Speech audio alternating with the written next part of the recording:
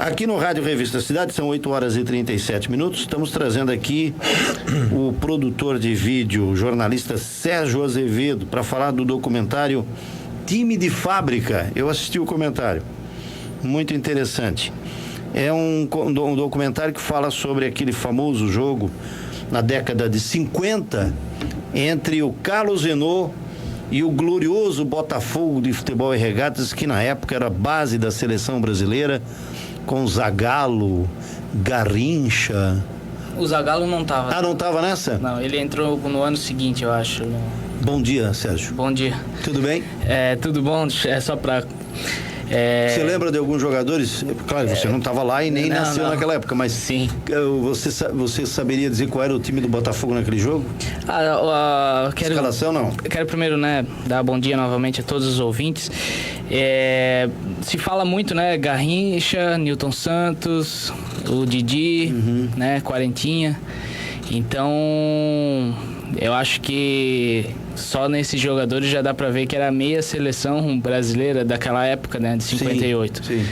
E o Carlos Renault, na época... Era um time de fábrica. Era um time de fábrica. Quando a expressão time de fábrica, para quem não entendia ou nunca ouviu falar sobre como funcionava o futebol de Brusque profissional, entre aspas, na década de 50 e 60, é que os jogadores atuavam profissionalmente, mas tinham uma outra profissão. O futebol era como uma segunda opção, de renda.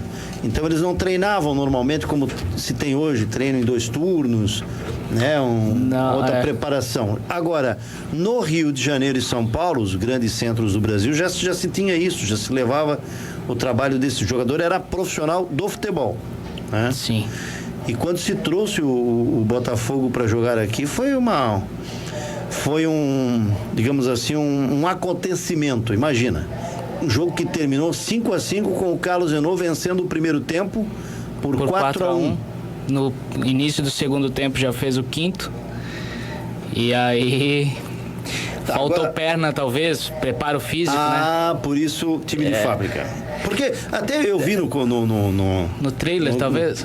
No trailer eu vi que tem alguém, não me lembro quem que disse que ouviu no vestiário. Sim, o treinador do Botafogo. O nome do documentário faz alusão a uma frase que ficou famosa, assim, e todo mundo que conta a história cita, que na época o João Saldanha era técnico do Botafogo. O João Saldanha chegou até a ser técnico da seleção brasileira na época. 70.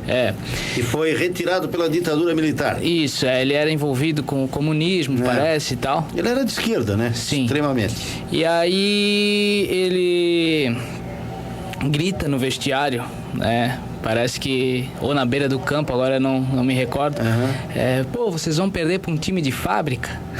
E aí parece que motivou o Botafogo essa frase.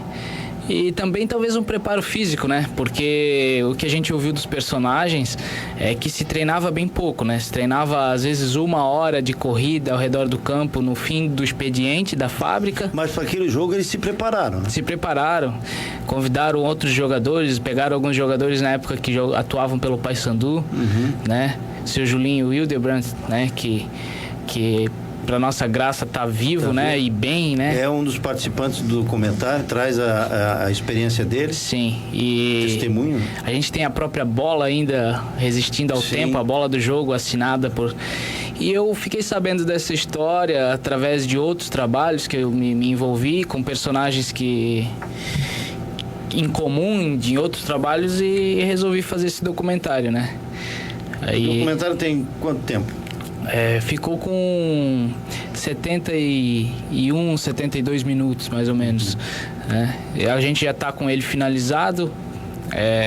Já até recebemos as versões de acessibilidade. Ele vai ter versões em libras, legenda e audiodescrição para que cegos e surdos também possam ter acesso, ao documentário. Isso é uma exigência da Agência Nacional de Cinema, porque a gente produziu ele com verba pública, com lei de incentivo, captando recursos de empresas aqui da cidade. É mais um documentário, é o segundo documentário que a gente faz através da lei de incentivo e com empresas de Brusque patrocinando patrocinando. O primeiro foi o Brusque 92, que inclusive o Dirley é um personagem contando... Nesse documentário, meu pai também é um dos personagens da entrevista. Isso, meu pai estava naquele jogo. A gente gravou com ele lá em Itajaí, né? Foi Meu pai estava, não como profissional, eu acho que ele não estava transmitindo o jogo. Ele era criança até, né? Ele era... 52, meu pai deveria ter uns... 58. Faz tempo. 58, perdão. Ele devia... Não era criança não, ele era uns 13, 14 anos, eu acho que ele comentou. Isso, adolescente. E ali eu acho que em seguida ele já começou, parece, né? Na rádio. Sim. Começou bem jovem, né? Ele fez 50 anos de rádio agora há pouco tempo, 58 anos. 58 anos. 58 anos. Como é que se divide o documentário? Bom, a gente primeiro... O início do documentário, né? A gente já mostra a força do adversário, né? Que era o Botafogo. Uma curiosidade, né? Esse documentário tem várias curiosidades, a história tem várias curiosidades. Grande parte desses jogadores foi campeão com a seleção brasileira meses depois na Suécia. Certo. E um deles, o Nilton Santos, disse que se ele fosse campeão lá na Suécia, ele voltaria a Brusque e mostraria a medalha e tal, e de fato ele voltou, né? E aí a gente segue para contar a história um pouco do Carlos Renault, né? A gente não fica só na história do jogo, né? Em 70 minutos até seria bastante tempo para contar essa história, né? Mas a gente traz assim o futebol como era diferente, né? O futebol hoje, o Botafogo era um dos grandes times daquela época, né? Praticamente o Flamengo, né? Que hoje está com praticamente uma seleção, né? Mas na época não era isso tudo, né? O Botafogo era um grande clube, foi campeão carioca de 57, um ano antes, por isso que o Carlos Renault trouxe o jogo contra o Botafogo, eles faziam esses jogos comemorativos e tal.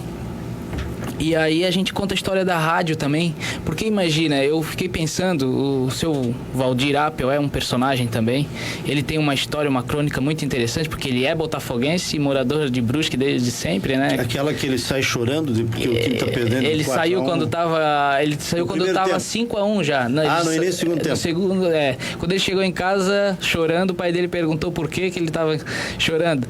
E como ele mora perto aqui do estádio do Augusto Bauer, ele ouvia os mais gols, mas ele não sabia de quem que era, ele imaginava que era do Carlos Renault. Quando ele chegou em casa, ele perdeu os 4 gols do Botafogo. Porque o pai dele estava acompanhando pelo rádio. Então imagina assim, na época só se torcia para os times ouvindo a rádio e revistas, que eram uma por mês talvez, que vinham. Até o seu Érico Zendron conta que ele escolheu o Vasco para torcer porque ele pegou uma revista onde tinha 3 jogadores do Vasco e eles eram da seleção brasileira. Então ele pensou, se o Vasco tem 3 jogadores da seleção brasileira, então o Vasco é um timaço, vou torcer pro Vasco.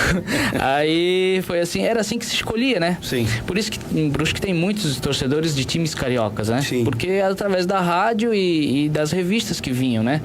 Então conta tudo isso, como o futebol era mais mágico, assim, imagina quem veio ao estádio ver aquele jogo de 5-5, depois ouvir na rádio a Copa do Mundo, imaginava aqueles dribles do Garrincha que ele deu aqui no Augusto Bauer.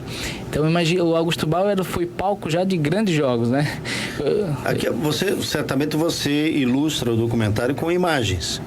Sim. Né? Fotos. Sim. Eu tenho aquela emblemática imagem, não sei qual o ponto dela, mas que mostra o Augusto Bauer de cima, pessoal sentado no muro assistindo o jogo, carros estacionados em frente à antiga rodoviária da cidade, que ficava em frente ao estádio, né? Aqueles carros dos anos 50, obviamente, né? Assim, e você via a arquibancada lá lotada. Quer dizer, foi um jogo, como se diz, um espetáculo para a época. Sim, o teu pai conta, inclusive, no documentário, que eles colocaram cadeiras ao redor do campo, que eles não sabem como eles cobravam lateral ali, porque não tinha espaço. Porque dentro do campo tinha cadeiras. possivelmente pagavam mais caro.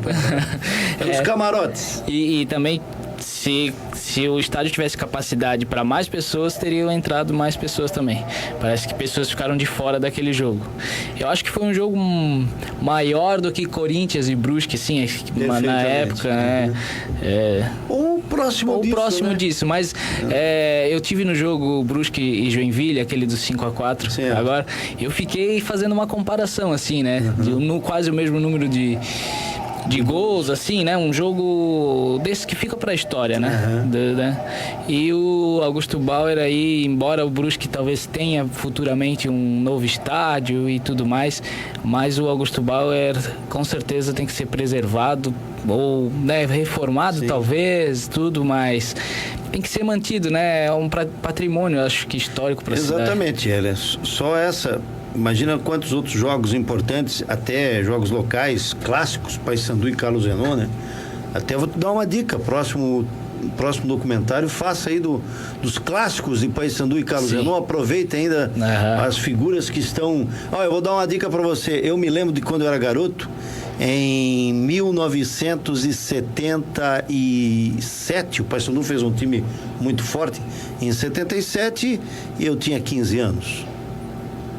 14 anos, 77 eu tinha 14 anos e eu ia com meu pai para os jogos, era Paysandu, torcia pro Paysandu e assistia da cabine da Rádio Araguaia, quando meu pai trabalhava na Rádio Araguaia, só tinha a Rádio Araguaia aqui em Brusque, assistia, a cabine ficava exatamente do lado oposto da arquibancada hoje do Consul Carlos Renault.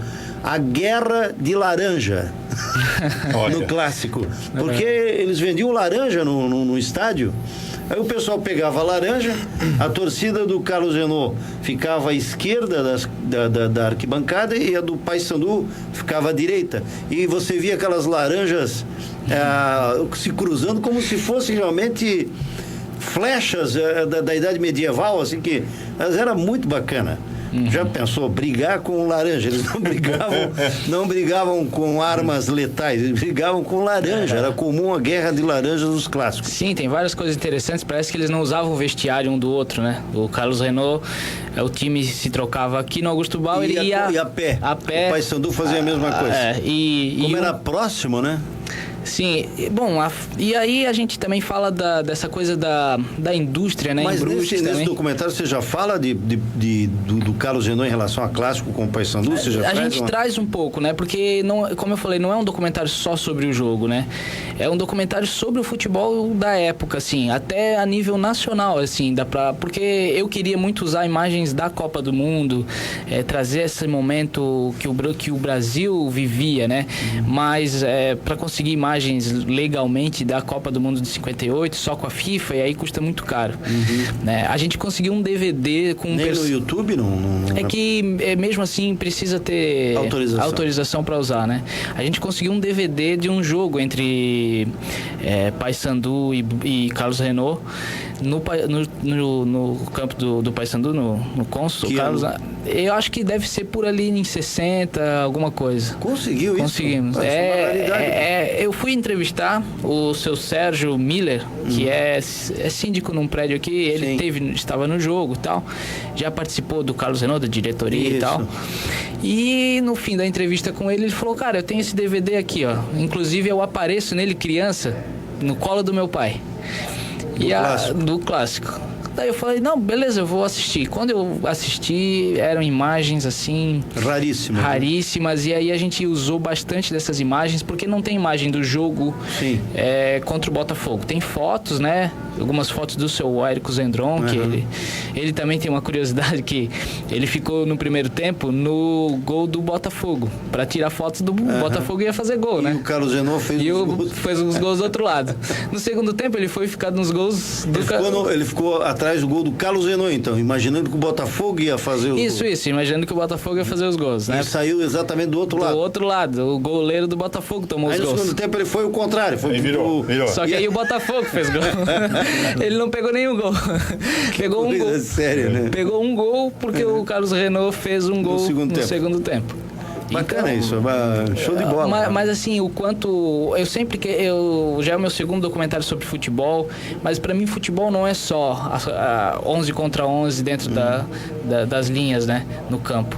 É um evento social, político, que... E você conta até histórias de vidas, né? Assim, de momentos de cada um, quando você pega o testemunho das pessoas, né? Sim. Então eu acho que é um maior evento aí que a gente tem, que reúne mais pessoas, talvez, no esporte Certo. no Brasil, né? Então a gente conta toda essa história, quanto a fábrica era importante, né? O Consul foi importante, porque ele incentivava o time com o próprio nome, Consul, e o outro tem o estádio, Consul. Não, segundo minhas fontes, a família Renault torceu pro Paysandu, a maioria deles. O Paysandu era o time mais de operários, né? O Paysandu era mais... Claro, o Consul era o benemérito de toda a cidade, né? E por isso se emprestava o nome em hospital, no estádio, na avenida, enfim. Por isso tem um nome espalhado por todo, né? E ele foi realmente um benemérito, no esporte também. Mas a maioria da família, isso me conta, né? Que a maioria... O meu pai até contava que ele tinha amizades com a família Renault, e a família Renault torcia para o Paysandu, mas não deixava de ajudar o Carlos Renault também. Sim. E também quantos desses jogadores, né, poderiam ter até saído de Brusque e jogado em times, né... Do Brasil, famoso. Brasil, o próprio Botafogo, Fluminense. O teu documentário já tem data ou... Então, será exibido no dia 31 de março, agora, né? E às 19 horas no Cine Gracker da Havan. Certo. Né? Então a entrada é gratuita. A gente está pedindo um brinquedo como entrada, um brinquedo novo para depois ser doado para crianças carentes. Certo. Mas é facultativo o brinquedo, né? A entrada é gratuita. Se chegar lá sem o brinquedo, vai entrar igual. Mas a gente pede aí que as pessoas que puderem levar um brinquedo façam esse bem aí também para crianças carentes. Duas curiosidades rapidinho, pode ser, Direi? Sim. O Sérgio, você é cineasta, videomaker, é jornalista, o que é, afinal de contas? Então, eu comecei a trabalhar bem jovem com filmagem, já fui tudo isso, eu acho, né? Mas agora eu posso me considerar, assim, talvez um cineasta, né? Eu tô entrando para essa área, já é o meu terceiro documentário como diretor e produtor. A gente vai produzir uma série agora documental pelo Brasil inteiro, e eu estou estudando letras, bacharelado, minha formação vai ser em letras, né? Mas eu faço um pouco de tudo isso aí, né? Mas agora eu posso me considerar um diretor e um produtor. A gente tem a Café Preto Filmes, né? A nossa produtora, onde eu e minha esposa somos sócios e tal. Então, eu acho que é isso aí. Isso tudo, né? E rapidamente, a minha... Talvez você já tenha respondido isso, mas a minha curiosidade. São 2 documentários relacionados ao futebol. É uma necessidade que você sentiu do mercado, vamos dizer assim? Ou é a paixão do Sérgio pelo futebol? Eu acho que um pouco das duas coisas, mas eu acho que assim, a gente tem que falar daquilo que faz parte, né, da gente. Eu não posso entrar em alguns temas que eu não faz parte da minha vida, assim, né? Então, eu acho que só que ainda é muito regional, né? Eu tento sempre trazer mais... Agora, eu sempre tento fazer que o documentário fique mais... saia um pouco das fronteiras de Brusque e região, né? Por isso o Botafogo, a gente está em contato com o time do Botafogo e tal. Tem bastante documentários de esporte, né? Se você pegar o catálogo da Netflix, tem bastante coisa, por exemplo, né? Que a Netflix hoje é o principal, talvez, plataforma aí. Mas eu acho que é aquilo que eu tenho paixão de falar. O Brusque 92 foi algo que eu cresci ouvindo o título do Brusque.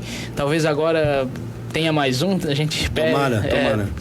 E a gente tem um projeto também, se eu puder falar rapidamente, de contar a história dessa ascensão do Brusque também. Eu já comecei o projeto, já enviei para a Ancine. Vai se chamar Além do Acesso, porque o Brusque conseguiu além do acesso à Série C, a gente foi campeão, o acesso já estava bom, e aí já era para a gente estar produzindo, mas aconteceu algumas coisas burocráticas que travaram o projeto, mas é bom que o Brusque está conquistando outras coisas. Enquanto isso, outras coisas podem acrescentar o documentário depois. Legal. Ok. Obrigado ao Sérgio Azevedo, e com o Sérgio a gente vai encerrando aqui o Rádio Revista Cidade. Um abraço, meu caro Valdomiro da Mota, um ótimo final de semana. Grande abraço para você também, a todos também. Grande abraço a todos os amigos da Rádio Cidade, um bom final de semana a todos. Segunda-feira a gente volta aqui com o Rádio Revista Cidade. Bom dia. Você está ouvindo Rádio Revista Cidade, na Rádio da Informação.